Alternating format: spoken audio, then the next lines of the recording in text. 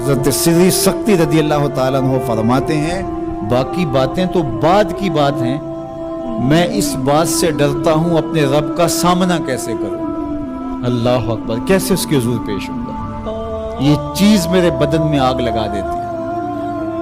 احکم الحاکمین کا دربار ہو تو کیسے اس کے روبرو میں حاضر ہوں گا۔ اور حضرت اقبال 2 قدم آگے بڑھ کے ایک جملہ بولنے لگے، کہتے ہیں لوگ اس بات سے ڈرتے ہیں کہ رب کا سامنا کیسے کریں گے، میں تو اس بات سے ڈرتا ہوں رسول اللہ کا سامنا کیسے کریں گے، حضور کا امتی ہو کل قیامت کے دن حضور کا سامنا کیسے کرے گا، بندہ خدا اپنے رب کا سامنا کیسے کرے گا۔ لیکن یہ کرنا پڑے گا، یہ نہیں ہے کہ کوئی فرار کا راستہ تلاش کر لے کہ میں نہیں کرتا، یہ کرنا تو پڑے گا، ہر صورت میں کرنا پڑے گا۔ بلکہ ایک حدیث پاک میں آتا ہے قیامت کے دن جب لوگ اس کے روبرو پیش ہوں گے تو اللہ بندے کو اپنے حضور سے ہٹنے نہیں دے گا جب تک 4 سوال اس سے پوچھ نہیں لیتا۔ ان عمرہ فیما افنا ہو، اس سے پوچھا جائے گا عمر کہاں گزاری۔ دوسرا سوال جو اس سے کیا جائے گا ان جسد ہی فیما ابلا ہو، بتا اپنے جسم کو کن کاموں میں لگایا، تجھے پھریرا بدن دیا تھا، اٹھتی جوانی تھی، عنفوان شباب تھا، چمکتی آنکھیں تھی، روشن چہرہ تھا، تجھے سنتے کان بولتی زبان بخشی، چوڑی چھاتی عطا کی، نرگسی آنکھیں تھی، کشادہ پیشانی تھی، قدِ رانا بخشا گیا۔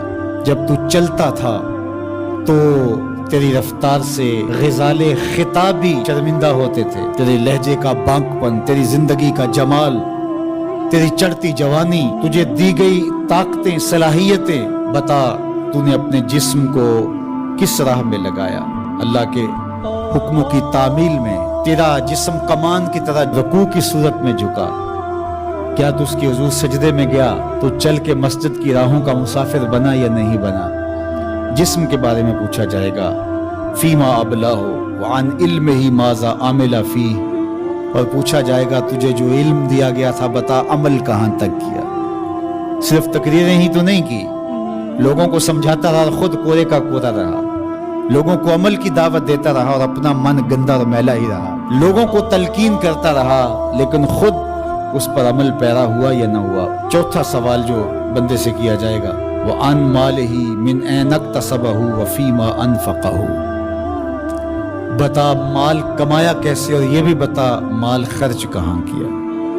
مال کے بارے میں 2 سوال، کمایا کہاں اور خرچ کہاں کیا۔ تو اللہ جل شانہ کا سامنا تو کرنا پڑے گا اور ایک وقت آنا ہے کہ تو اپنے رب سے ملاقات کرنی ہے۔ ارشاد فرمایا کہ اذا احب عبدی لقائی احببت لقاءہ وَإِذَا كَرِهَ لِقَائِي كَرِهْتُ لِقَاءَهُ، جب میرا بندہ مجھ سے ملنے کی چاہت رکھتا ہے تو میں بھی اس سے ملنے کی چاہت رکھتا ہوں۔ پھر وہ ملاقات تو پھر زندگی کی آرزو ہے کہ میں اس کے حضور جاؤں، لیکن اچھے اعمال کا ذخیرہ ہوگا تو پھر ملنے کی آرزویں ہوں گی۔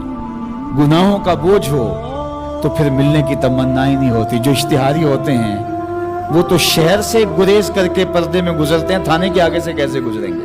جن کے ذمہ جرم کوئی نہیں ہوتا تو ان کو کوئی پرواہ نہیں ہوتی، اللہ کی پکڑ سے کوئی بچ تو نہیں پائے گا، لیکن جنہوں نے اللہ کی رضا کے لیے زندگی بسر کی ہوگی، اللہ جل شانہ سے ملاقات کا شوق انہیں کشاں کشاں اس کی دہلیز پہ لے جائے گا۔